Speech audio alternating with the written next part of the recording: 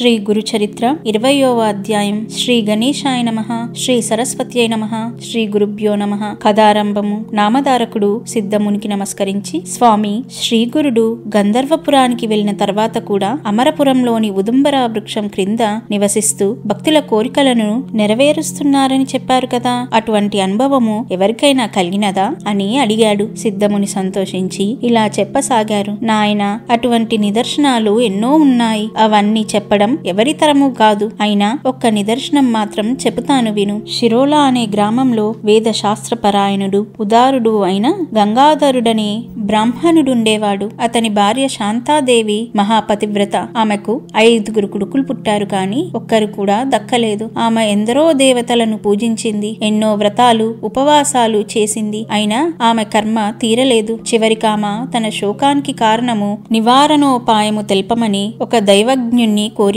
అతడు, అమ్మా, నీ గర్భశోకానికి కారణం నీవు చేసిన పూర్వపాపమే. గర్భపాతం చేసిన, ఇతరుల ధనం అపహరించిన తర్వాత జన్మలలో పుట్టిన బిడ్డలందరూ చనిపోతారు. నీవు గత జన్మలో శౌనక గోత్రుడైన ఒక బ్రాహ్మణుని వద్ద 100 రూపాయలు అప్పుగా తీసుకొని అతడెంత బ్రతిమాలినా తిరిగి ఇవ్వలేదు. అతడా దిగులుతో ఆత్మహత్య చేసుకొని పిశాచమై ఈ జన్మలో నీ పిల్లలందర్నీ చంపుతున్నాడు. నీవి కర్మ అనుభవించక తీరదు అని చెప్పాడు. ఆమె పశ్చాత్తాపంతో అతని పాదాలపై పడి ఆ పాపానికి పరిహారం చెప్పమని కోరింది. ఆ దైవజ్ఞుడు జాలిపడి, అమ్మా, ఆ బ్రాహ్మణుడు ఆత్మహత్య చేసుకున్నందువలన అతనికి శ్రాద్ధ కర్మలు ఎవరూ చెయ్యలేదు. అతడు ఆత్మహత్య చేసుకోవడము, అంత్యక్రియలు జరగకపోవడము ఇవన్నీ నీ వలనే జరిగాయి. కనుక అతడిప్పుడు పిశాచమై నీ బిడ్డలను చంపుతున్నాడు. కనుక నీవు 1 నెల రోజుల పాటు పంచగంగా స్నానం చేయాలి. నిత్యము 7 సార్లు మేడి చెట్టుకు యథావిధిగా ప్రదక్షిణము పూజ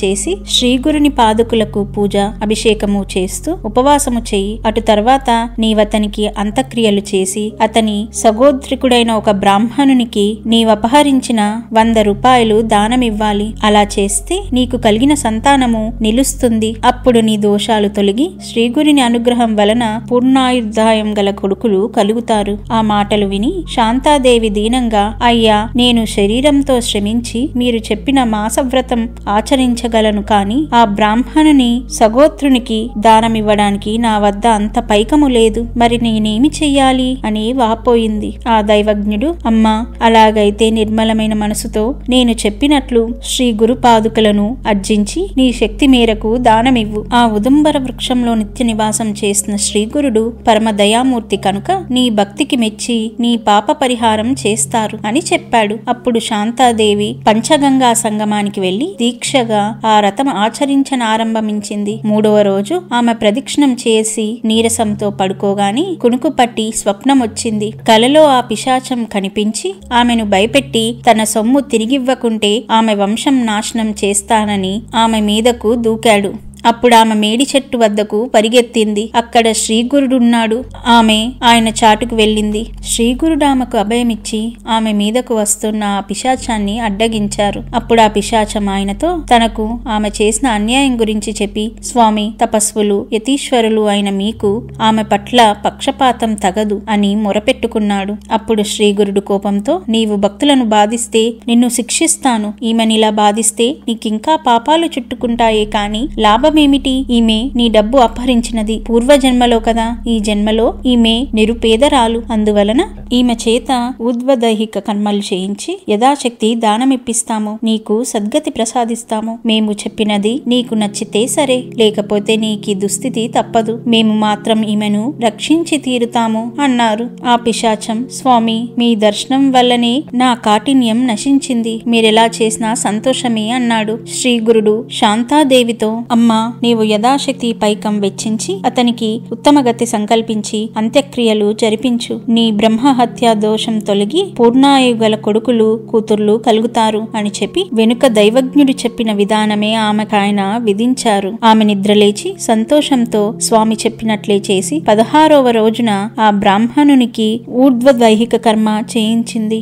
ఆమెకు బ్రహ్మహత్యా దోషము, ఆ బ్రాహ్మణుకు పిశాచత్వము తొలగిపోయాయి. తర్వాత మరొక రోజున శాంతాదేవికి శ్రీగురుడు కలలో కనిపించి 2 కొబ్బరికాయలు ఆమె ఒడిలో వేసి, అమ్మా, నీ వ్రతము పూర్తి అయింది కదా, పారాణకు ఈ కాయలు వాడుకో, నీకు నిస్సందేహంగా వేద విధులు పుడతారు అని చెప్పారు. ఆమె నిద్రలేచి చూచేసరికి నిజంగానే ఆ 2 ఫలాలు ఆమె పక్కన ఉన్నాయి. ఆమె వెంటనే ఆ కల గురించి తన భర్తకు చెప్పింది. ఆ దంపతులు సంతోషించి స్వామి చెప్పినట్లు ఆ కొబ్బరికాయలను పూజించి వాటిని పారాణకు ఉపయోగించారు. తర్వాత కొద్ది కాలానికి ఆమెకు 2 మగపిల్లలు కలిగారు. పెద్ద పిల్లవాడికి 7వ సంవత్సరము, రెండవ వానికి 3వ సంవత్సరము రాగానే పెద్దవానికి ఉపనయనము, రెండవ వానికి చౌల సంస్కారము చేయాలని ముహూర్తం నిర్ణయించి ఆ దంపతులు అన్ని ఏర్పాట్లు చేసుకున్నారు. కానీ ఆ ముహూర్తానికి ముందు రోజున పెద్దవాడికి అకస్మాత్తుగా ధనుర్వాతం వచ్చి మరుసటి రోజు సాయంత్రం సూర్యాస్తమయానికల్లా అతడు చనిపోయాడు. ఆ తల్లి శోకంతో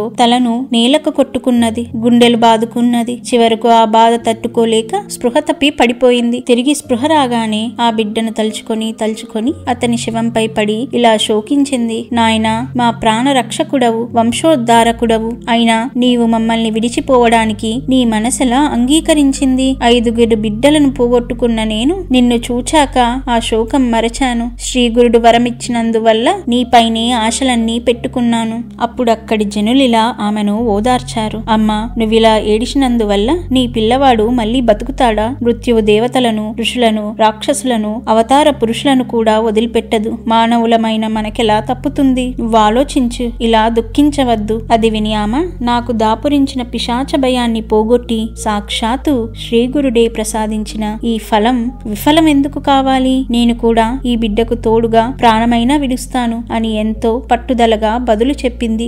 ఆమె శ్రీగురుణ్ణి స్మరించి, స్వామి, త్రిమూర్తి స్వరూపులైన మీరు సత్య సంకల్పులని నమ్ముకున్న నాకు ఇదేమి గతి? నేను మీరు చెప్పినట్లు ఈ ఉదుంబర వృక్షాన్ని సేవించినందుకు ఫలితమిదేనా? నా విషయంలో మీరు విశ్వాసఘాతకులయ్యారు. పిశాచ బాధ తొలగించమని మిమ్మల్ని శరణు పొందిన నాకు ఇదేమి ఫలితము? పులి నుండి పారిపోతున్న ఆవు కసాయి వాయిని శరణు పొందినట్లున్నది. తన కష్టాలు నివారించుకోవడానికి దేవాలయంలో ప్రవేశించిన వానిపై ఆలయం విరిగి పడినట్లయింది. నాకు ఇంతగా ఆశ చూపిన మీరు నా బిడ్డను ఎందుకు రక్షించరు అని రాత్రంతా ఆమె దుఃఖిస్తూనే ఉన్నది. మరుసటి రోజు ఉదయమే ఆ గ్రామంలోని బ్రాహ్మణులు వచ్చి ఆమెతో, అమ్మా, నీవిలా శోకించినందువలన లాభమేమి? జరగవలసినది జరగకుండా తప్పుతుందా? నీవి మూర్ఖత్వం విడిచి శవాన్నిస్తే అంత్యక్రియలు చేస్తాము అని చెప్పారు. కాని ఆమె మాత్రం తన పట్టు విడువక, ఈ శవంతో పాటు నాకు కూడా అంత్యక్రియలు చేయిస్తాను, కాని లేకుంటే ఇవ్వను అని చెప్పి ఆ శవాన్ని తన హృదయానికి గట్టిగా హత్తుకున్నది. ఆ బ్రాహ్మణులు ఆశ్చర్యపోయి, బిడ్డతో కలిసి అగ్ని ప్రవేశం చేయడం అన్నది మేము కనీ విని ఎరుగము, ఇదెక్కడి ధర్మము అనుకున్నారు. ఆమె మాత్రం మధ్యాహ్న సమయం దాటిపోతున్న శవాన్ని వారికి అప్పగించలేదు. చివరికామె శ్రీగురుని మీద నిష్ఠూరమాడుతూ తాను ఆ బిడ్డతో సహా ప్రాణత్యాగం చేస్తానని ఆ శవాన్ని తీసుకుని నది ఒడ్డుకు చేరింది. జనులంతా ఆమెను అనుసరించారు. ఇంతలో ఒక బ్రహ్మచారి ఆమె వద్దకొచ్చి తత్వం ఉపదేశించాడు. అతడెవరో కాదు, త్రిమూర్తి స్వరూపము, భక్తవత్సలుడు ఆయన శ్రీగురుడే. శ్రీ దత్తాయ గురవే నమః, శ్రీ శ్రీపాద శ్రీ వల్లభాయ నమః, శ్రీ నృసింహ సరస్వత్యై నమః.